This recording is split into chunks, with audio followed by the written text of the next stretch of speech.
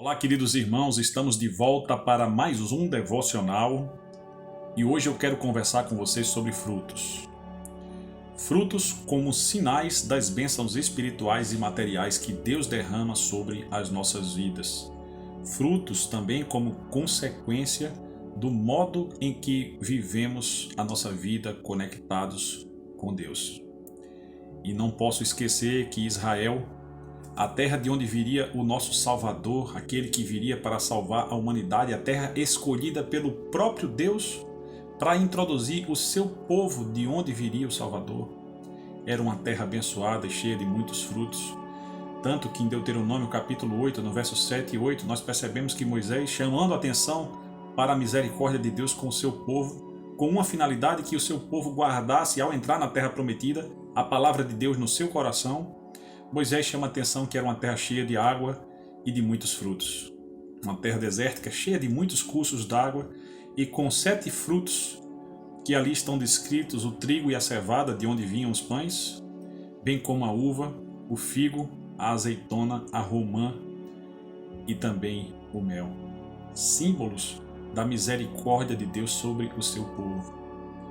Muitos anos depois, quando o Salvador da humanidade já estava entre nós, num sábado, ele está num dos campos provando alguns desses frutos.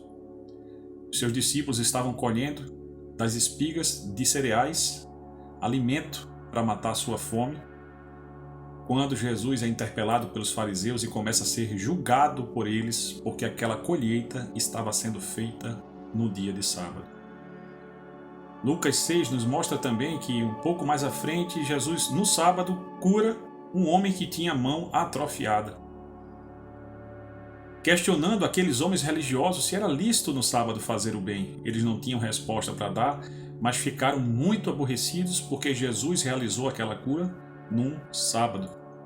Homens religiosos que se diziam tementes a Deus e zelosos da lei de Moisés, a ponto de ficarem indignados, porque um trabalho estava sendo feito num dia de sábado, o dia do descanso, sem entender que Jesus é o nosso sábado e é nele que encontramos o nosso descanso.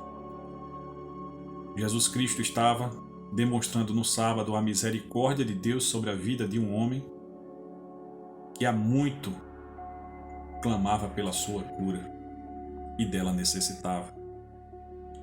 Os fariseus julgavam Jesus Cristo com hipocrisia e sem discernimento, sem entender que ele fazia a obra de Deus. Jesus se retira para o monte, ele ora, ele percebe que a oposição estava se levantando e, portanto, que se abreviava o tempo da sua crucificação. Ele escolhe 12 que dariam continuidade ao seu trabalho quando ele não estivesse mais entre nós, porque seria crucificado por aqueles homens sem discernimento. E Jesus chama os seus discípulos, realiza no meio deles curas, expulsa demônios, mas também ensina. E eu queria chamar a sua atenção hoje e dar destaque para um dos ensinamentos de Jesus que você encontra em Lucas 6, do verso 43 ao verso 45. O texto nos diz exatamente o seguinte: não existe árvore boa produzindo mau fruto, nem inversamente uma árvore má produzindo bom fruto, pois cada árvore é conhecida pelos seus próprios frutos. Não é possível colher-se figos de espinheiros, nem tampouco uvas de ervas daninhas. Uma pessoa boa produz do bom tesouro do seu coração o bem, assim como uma pessoa má produz toda a sorte de coisas ruins a partir do mal que está em seu íntimo, pois a boca fala do que está repleto o coração. Texto muito conhecido que ainda hoje fala muito ao nosso coração. Jesus, que estava realizando frutos que demonstravam de quem ele viera e que obra ele fazia, ninguém jamais seria capaz de curar aquele homem com aquele problema que tinha, a não ser o Filho de Deus, assim como curar cegos, curar mudos, curar pessoas que eram paralíticas, realizar com autoridade expulsões de demônios do modo como Jesus fazia, e enquanto tantas pessoas humildes, pobres, diziam que jamais aquelas coisas tinham se realizado a não ser naquele momento em que um grande profeta, que o Cristo havia se levantado entre eles, muitos reconheceram Jesus assim. No mesmo ensejo, os fariseus planejavam a sua morte por haver formalmente violado a lei do sábado. E Jesus diz: é pelos frutos que se conhece a árvore.